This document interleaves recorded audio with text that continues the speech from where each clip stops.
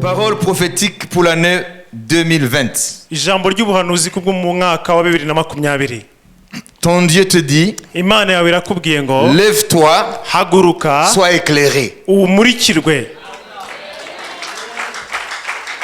car ta lumière arrive kuko umucyo wawe wakuziye et la gloire de l'Éternel se lève sur toi. kandi ubwiza bw'Uwiteka buhagurukiye kukumurikira. Voici les ténèbres couvrent la terre Umwijima ubundikiye isi et l'obscurité les peuples, kandi icuraburindi ribundikiye amoko, mais sur toi ariko kuri wowe l'Éternel se lève. Uwiteka arahagurutse, Sur toi kuri wowe sa gloire apparaît. ubwiza bwawe burakumurikiye. Cette parole est dans Ésaïe 61:2. Iri jambo riri muri Yesaya 60:1-2. Donc cette prophétie, Rero buno buhanuzi il faut la prendre pour toi aujourd'hui. ukwiye kugira ubwawe uyu munsi.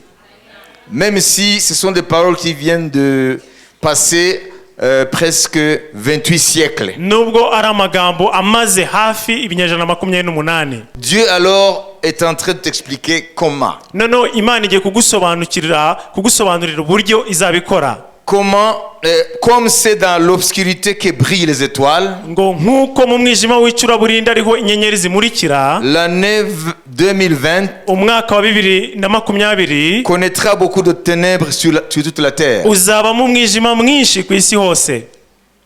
Écoutez, Mubyumve neza. il y aura tant de violence et de haine, Hazaba urwangano rwinshi ndetse n'urugomo, et il sera très difficile d'aimer et de vivre dans un monde en effondrement. kandi bizaba bigoye cyane gukunda no kuba muri icyo gihe cy'akaga gakomeye.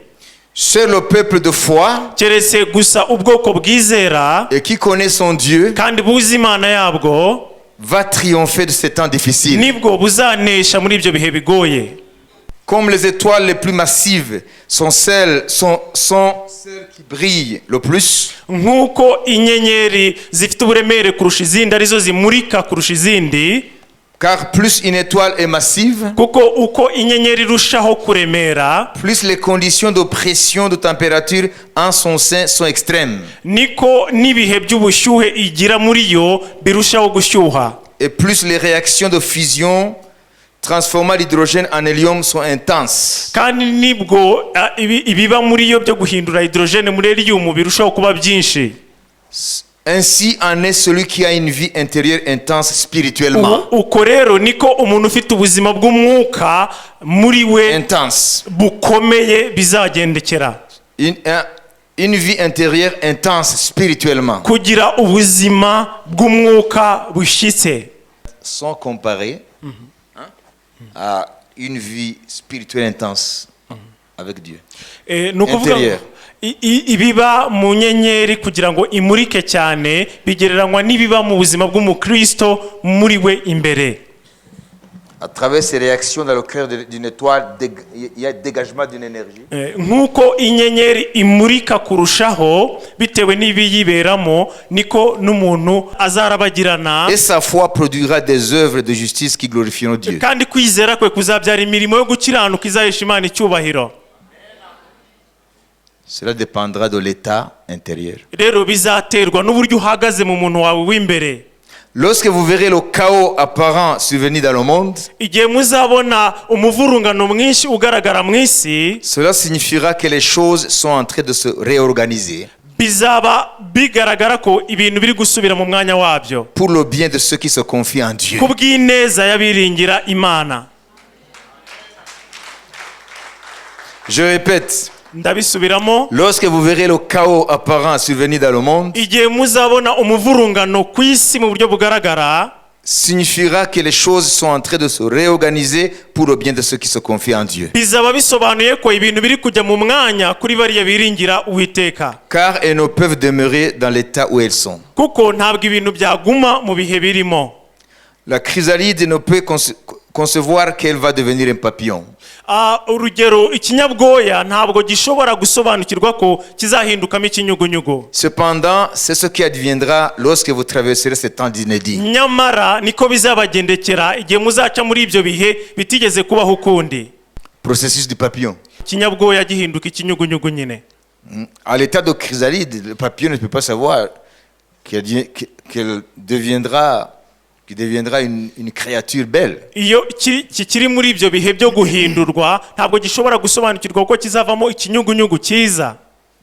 Ainsi, uko rero niko les hommes de foi, abantu bafite à ukwizera travers les temps difficiles, biciye mu bihe bigoye ils ne sauront pas ntabwo bazaba que Dieu est en train de fabriquer ou de créer quelque chose de merveilleux à travers ces moments. ntabwo bazamenya ko Imana iri kurema muri bo ikintu cy'igitangaza biciye muri ibyo bihe bari gucamo. Et c'est la parole que nous avons reçue. kandi iryo ni ryo jambo twakiriye Que Dieu va parler. ko Imana izavuga Et dans ces ténèbres, kandi muri uwo mwijima va sortir la lumière. hazasohokamo umucyo. Dans le chaos, muri icyo gihe cy'umuvurungano va sortir quelque chose de glorieux. hazasohokamo ikintu cy'igitangaza. Le chaos est l'illusion du désordre. umuvurungano usobanuye ibintu C'est bitari ku l'illusion. murongo. Donc tu vois le chaos, mais Dieu ne voit pas le chaos. Dieu voit quelque chose d'ordonné qui va sortir. ni ukuvuga ngo aho ubona umuvurungano Imana ibona ikintu kiri mu murongo kigiye gusohoka muri ibyo. Si l'on prend conscience turamutse que dutekereje le chaos n'est qu'une étape nécessaire ko umuvurungano nacyo ari icyiciro et gikenewe qu'il suffit simplement de continuer à avancer kandi ko bisabwa ko gusa dukomeza urugendo inexorablement vers ce que l'Esprit inspire, dukomeje muri uwo murongo w'icyo umwuka tuyoboramo en ayant la foi, dufite kwizera, alors au bout, ku ndunduro on expérimente la lumière. tuzabona umucyo. Ceux qui se confieront en moi, abazanyiringira dit le Seigneur, ni ko Uwiteka avuga marcheront avec moi bazagendana nanjye et feront des exploits. kandi bazakora iby'ubutwari Et ceux qui connaissent leur Dieu kandi abazi Imana yabo agiront avec fermeté.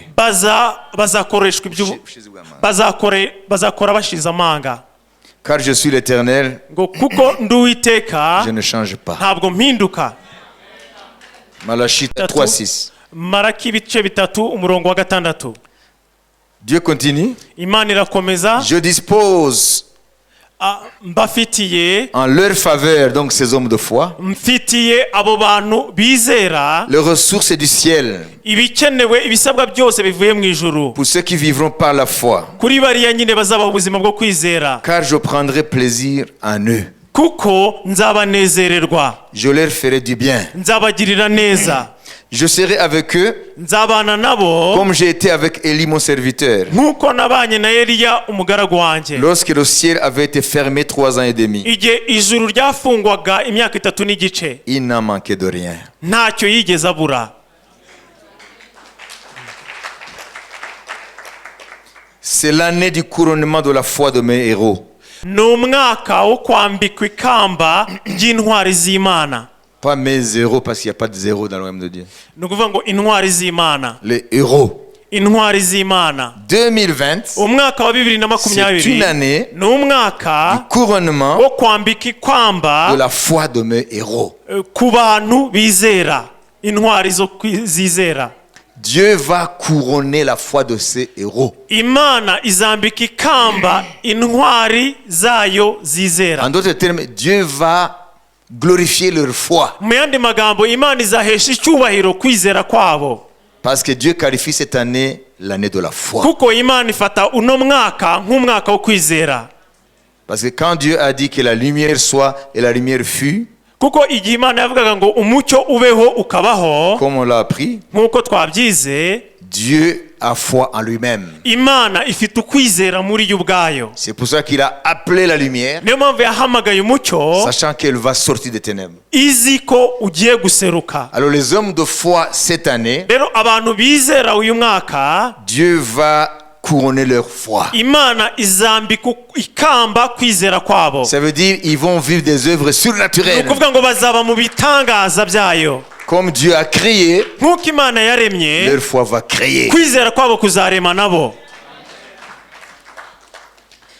Enfin, Dieu nous donne Hébreux 10:38. nk'indunduro Imana iraduha Abaheburayo 10:38 Et mon juste vivra par la foi. ngo umukiranutsi wanjye azabeshwaho no kwizera. Mais ariko s'il se retire, naramuka asubiye inyuma, mon âme ne prend pas plaisir en lui. ubugingo bwanjye ntabwo buzamunezererwa.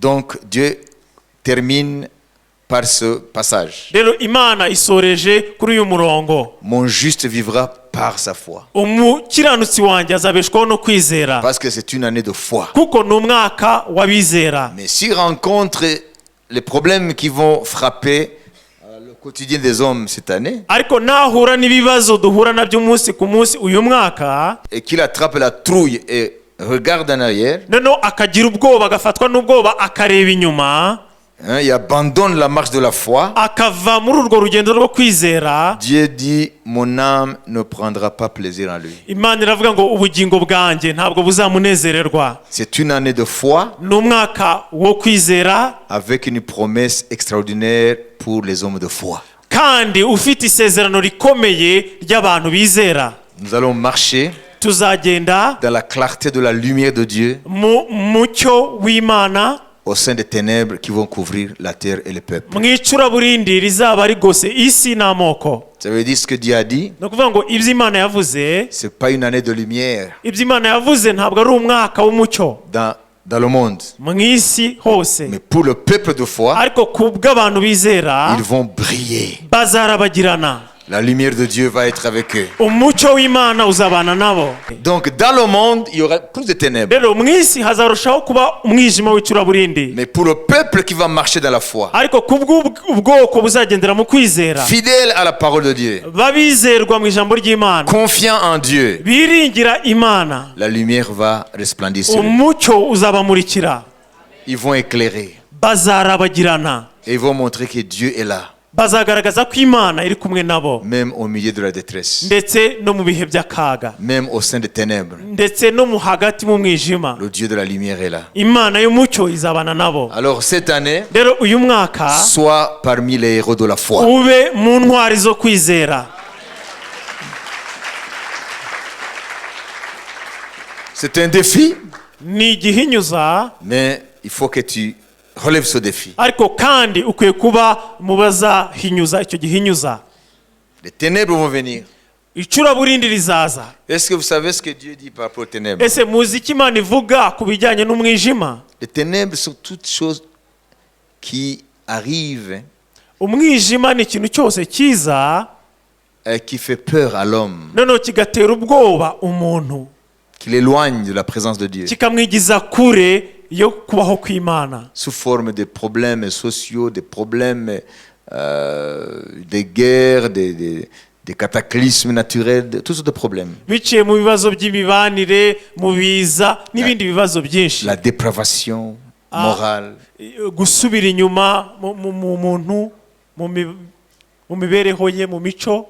Et c'est Satan qui est derrière les ténèbres. noneho satani akihisha inyuma y'umwijima. Alors nous sommes appelés à être les enfants de lumière. ariko twebwe duhamagariwe kuba abana b'umucyo, Nous allons briller tuzarabagirana au sein des ténèbres. hagati y'umwijima. C'est notre foi qui va briller. ni ukwizera kwacu kuzarabagirana. Soit une femme de foi, ube umugore wizera, soit un homme de foi, ube umugabo wizera, parce que Dieu est fidèle. kuko Imana niyo Il kwizerwa, sera avec toi, izabana nawe comme il a été avec Élie. nk'uko yabanye na Eliya. C'est ce qu'il dit. niko ivuga. C'était les ténèbres en Israël.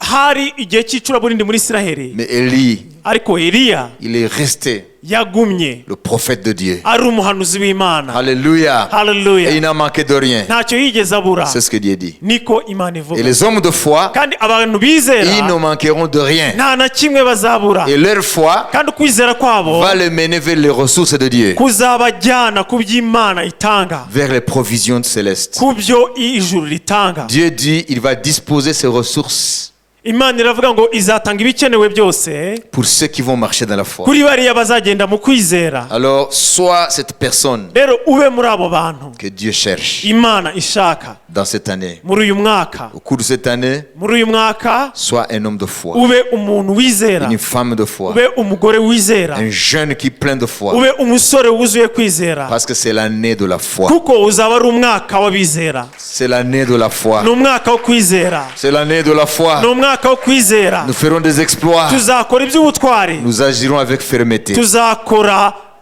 tumaramaje. C'est ce que Dieu dit. niko Imana ivuga.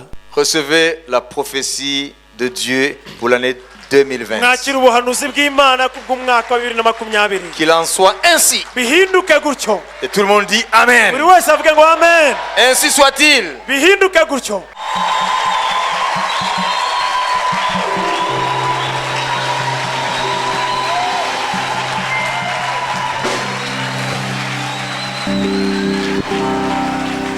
Happy New Year.